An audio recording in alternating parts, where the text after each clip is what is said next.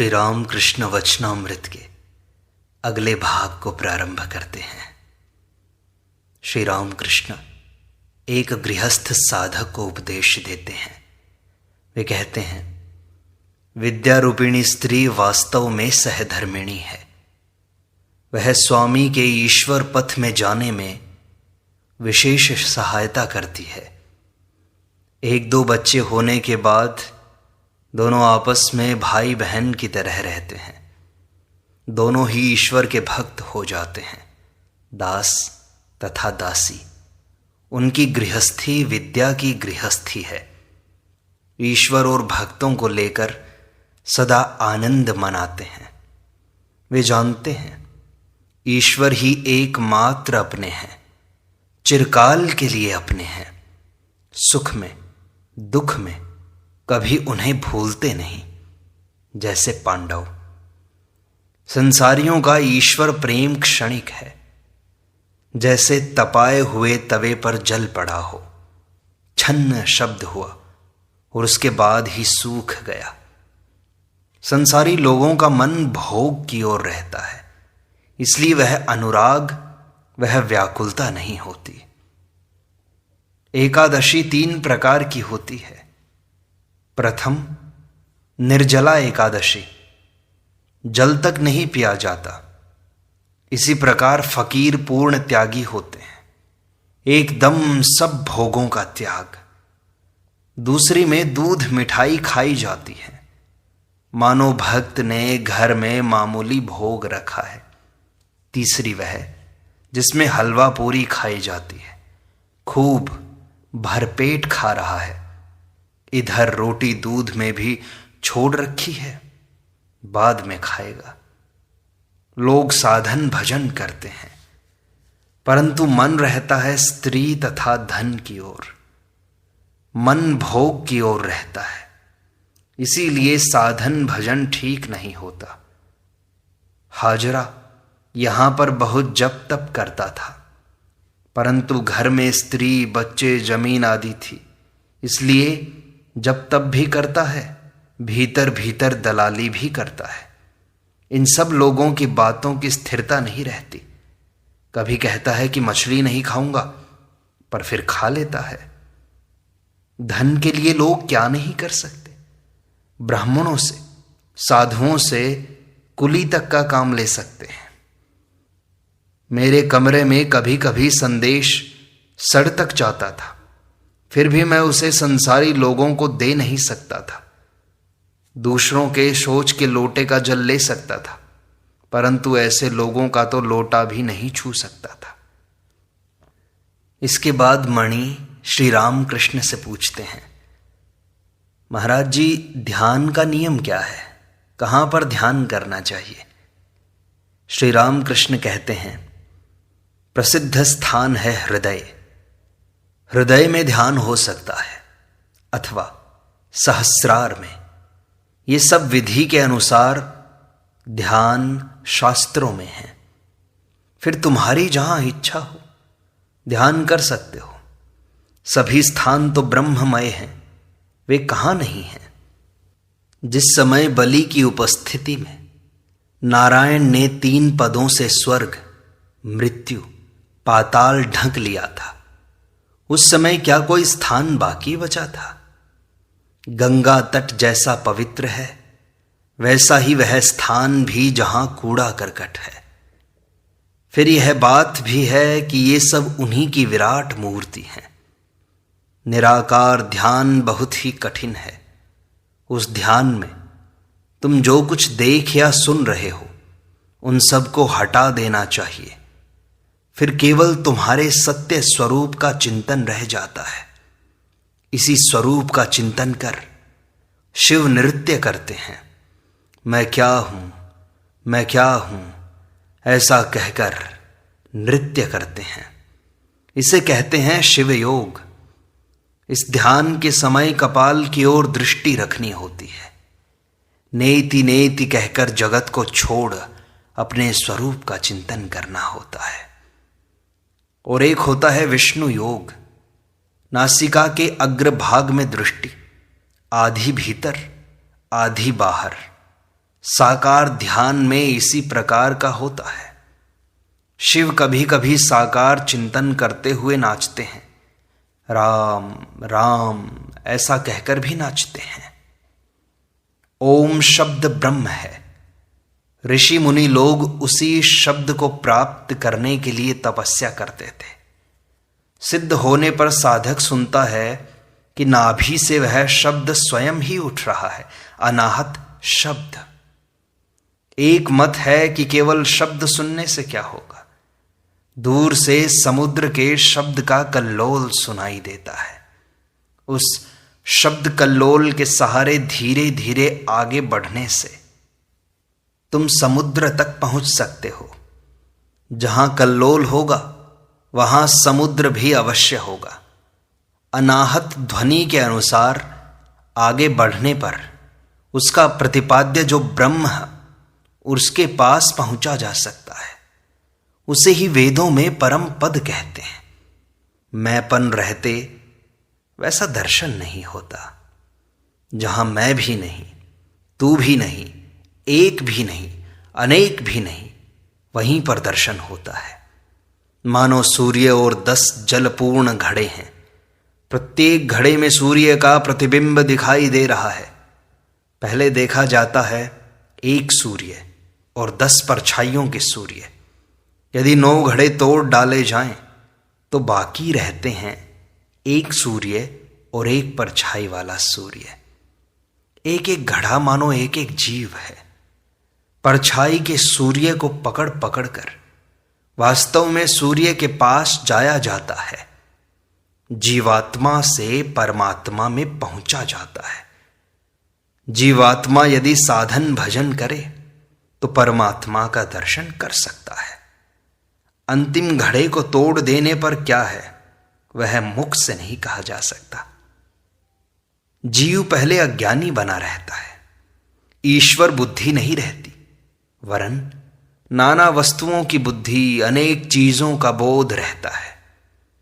जब ज्ञान होता है तब उसकी समझ में आता है कि ईश्वर तो सभी भूतों में है। जिस प्रकार पैर में कांटा चुभता है तो एक और कांटे को ढूंढकर उससे वह कांटा निकाला जाता है। अर्थात ज्ञान रूपी कांटे के द्वारा अज्ञान रूपी कांटे को निकाल कर बाहर कर देना। फिर विज्ञान होने पर अज्ञान कांटा और ज्ञान कांटा दोनों को ही फेंक देना। उस समय केवल दर्शन ही नहीं वरन ईश्वर के साथ रात दिन बातचीत चलती रहती है। जिसने केवल दूध की बात सुनी है उसे अज्ञान है, जिसने दूध देखा है उसे ज्ञान हुआ, और जो दूध पीकर मोटा ताजा हुआ है उसे विज्ञान प्राप्त हुआ है। अब संभव है श्री राम कृष्ण अपनी स्थिति भक्तों को समझा रहे हैं। विज्ञानी की स्थिति का वर्णन कर संभव है अपनी स्थिति कह रहे हैं। श्री राम कृष्ण कहते हैं ज्ञानी साधु और विज्ञानी साधु में भेद है। ज्ञानी साधु के बैठने का कायदा अलग है। मूंछों पर हाथ फेर कर बैठता है। कोई आए तो कहता है क्या जी तुम्हें कुछ पूछना है। विज्ञानी साधु सदा ईश्वर का दर्शन करता रहता है, उनके साथ बातचीत करता है। अर्थात जो विज्ञानी है उसका स्वभाव दूसरा होता है। कभी जड़ की तरह, कभी पिशाच की तरह, कभी बालक की तरह और कभी उन्माद की तरह। कभी समाधि मग्न होकर बाहर का ज्ञान खो बैठता है, जड़ की तरह बन जाता है, ब्रह्ममय देखता है, इसीलिए पिशाच की तरह है। पवित्रता अपवित्रता का ख्याल नहीं रहता। संभव है बालक की तरह धूल मिट्टी में लेटकर भी खुद को अपवित्र नहीं समझता। कहता है कि शरीर इसी से तो बना है। सब ब्रह्ममय। भात दाल बहुत दिनों तक रख देने से खराब होने पर भी उन्हें खा लेता है। फिर कभी उन्माद के समान होता है। उसकी चाल ढाल देखकर लोग उसे पागल समझते हैं। और फिर कभी बालक की तरह लज्जा, घृणा, संकोच इत्यादि कोई बंधन नहीं रहता। ईश्वर दर्शन के बाद यह स्थिति होती है। जैसे चुंबक पहाड़ के पास होकर जाने से जहाज के स्क्रू, कील, कांटे सब ढीले होकर छूट जाते हैं। ईश्वर दर्शन के बाद काम, क्रोध आदि नहीं रहते। मां काली के मंदिर पर जब बिजली गिरी थी तो हमने देखा था सभी स्क्रू, कील इनके माथे से उड़ गए थे। जिन्होंने ईश्वर का दर्शन किया है उनसे फिर बच्चा पैदा करना अथवा सृष्टि का काम नहीं होता। धान बोने से पैदा होता है, परंतु धान उबाल कर बोने से उससे पौधा नहीं होता। जिन्होंने ईश्वर का दर्शन किया है उनका मैं केवल नाम का ही रह जाता है। उस मैं द्वारा कोई अनुचित कार्य नहीं होता, सिर्फ नाम को रह जाता है। मैंने केशव सेन से कहा कि मैं को त्याग दो, मैं करता हूं, मैं लोगों को शिक्षा दे रहा हूं, इस मैं को त्याग दो। केशव ने कहा महाशय तो फिर दल नहीं रहता। मैंने कहा बुरे मैं को त्याग दो फिर। ईश्वर का दास मैं, ईश्वर का भक्त मैं, इसे त्यागना नहीं पड़ेगा। बुरा मैं मौजूद है, इसीलिए ईश्वर का मैं नहीं रहता। यदि कोई भंडारी रहे तो मकान का मालिक भंडार का भार स्वयं नहीं लेता। श्री राम कृष्ण कहते हैं, देखो इस हाथ में चोट लगने के कारण मेरा स्वभाव बदलता जा रहा है। अब मनुष्य में ईश्वर का अधिक प्रकाश दिखाई दे रहा है। मानो वे कह रहे हैं मेरा मनुष्यों में वास है, तुम मनुष्यों के साथ आनंद करो। वे शुद्ध भक्तों में अधिक प्रकट हैं, इसीलिए तो मैं नरेंद्र, राखाल आदि के लिए इतना व्याकुल होता हूं। तालाब के किनारे पर छोटे छोटे गड्ढे रहते हैं, उन्हीं में मछलियां, केकड़े आकर इकट्ठे हो जाते हैं। उसी प्रकार मनुष्य में ईश्वर का प्रकाश अधिक होता है। ऐसा ही है कि शालग्राम से भी मनुष्य बड़ा है, नर ही नारायण है। प्रतिमा में उनका आविर्भाव होता है और भला मनुष्य में नहीं होगा, ये क्या बात हुई। वे नरलीला करने के लिए मनुष्य रूप में अवतीर्ण होते हैं। जैसे श्री रामचंद्र, श्री कृष्ण, श्री चैतन्य देव, अवतार का चिंतन करने से ही उनका चिंतन होता है। ऋषियों का धर्म, सनातन धर्म अनंत काल से है और रहेगा। इस सनातन धर्म के भीतर निराकार, साकार सभी प्रकार की पूजाएं हैं। ज्ञान पथ है, भक्ति पथ है, सभी हैं। अन्य जो संप्रदाय हैं आधुनिक हैं, कुछ दिन रहेंगे फिर मिट जाएंगे। सनातन सदा रहेगा। अगले दिन श्री राम कृष्ण कहते हैं, ज्ञान के दो लक्षण हैं। पहला तो यह है कि कूटस्थ बुद्धि हो, लाख दुख, कष्ट, विपत्तियां और विघ्न हो, सब में निर्विकार रहना, जैसे लोहार के यहां का लोहा जिस पर हथौड़ा चलाते हैं। और दूसरा है पुरस्कार, पूरी जिद। काम और क्रोध से अपना अनिष्ट हो रहा है। देखा कि एकदम त्याग है।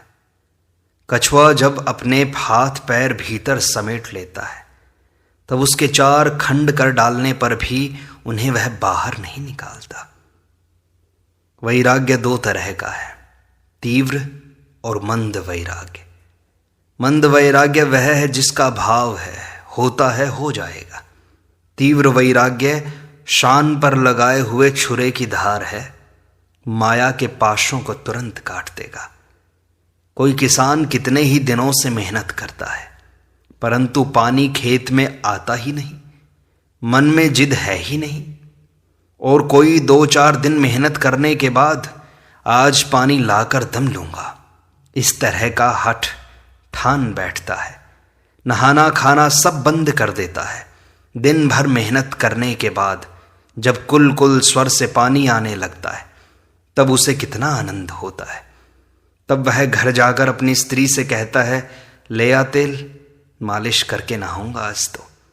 नहा खाकर फिर सुख की नींद सोता है। एक की स्त्री ने कहा, अमुक को बड़ा वैराग्य हुआ है, तुम्हें कुछ भी नहीं हुआ? जिसे वैराग्य हुआ था उसके 16 स्त्रियां थी। एक एक करके वह सबको छोड़ रहा है। उस स्त्री का स्वामी कंधे पर अंगोछा डाले हुए नहाने जा रहा था। उसने कहा, अरे सुन, त्याग करने की शक्ति उसमें नहीं है। थोड़ा थोड़ा करके कभी त्याग नहीं होता। देख, अब मैं चला। घर का कोई प्रबंध न करके उसी अवस्था में कंधे पर अंगोछा डाले हुए घर छोड़कर वह चला गया। इसे ही तीव्र वैराग्य कहते हैं। एक तरह का वैराग्य और है, उसे मरकट वैराग्य कहते हैं। संसार की ज्वाला से जलकर गेरुआ वस्त्र पहनकर काशी चला गया। बहुत दिनों तक कोई खबर नहीं। फिर एक चिट्ठी आई, तुम लोग कोई चिंता न करो, यहां मुझे एक काम मिल गया है।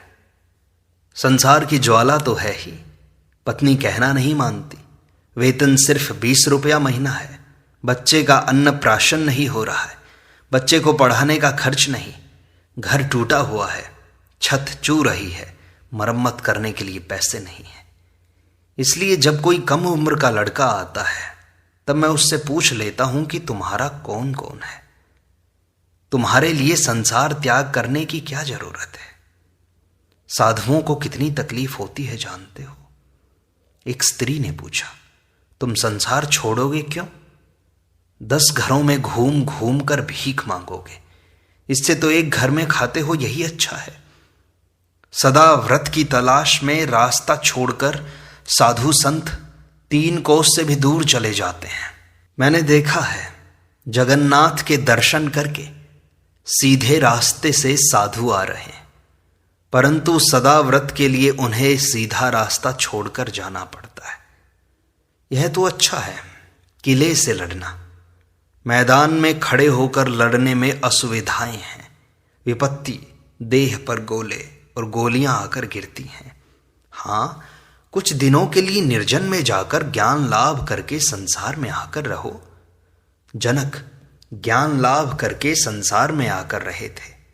ज्ञान लाभ हो जाने पर फिर जहां रहो उसमें कोई हानि नहीं। महिमाचरण कहते हैं, महाराज मनुष्य विषय में क्यों फंस जाता है?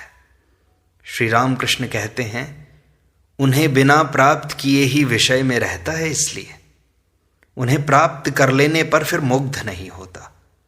पतंगा अगर एक बार उजाला देख लेता है तो फिर और उसे अंधकार अच्छा नहीं लगता। उसे पाने की इच्छा रखने वालों को धैर्य धारण करना पड़ता है। अगले दिन श्री राम कृष्ण प्राण कृष्ण से कहते हैं, मनुष्य में परमात्मा का ज्यादा प्रकाश है। अगर कहो अवतार कैसे सिद्ध होगा, जिनमें भूख प्यास ये सब जीवों के धर्म है, संभव है कि उनमें रोग शोक भी हो? तो इसका उत्तर यह है कि पंचभूतों के फंदे में पड़कर ब्रह्म रो रहे हैं।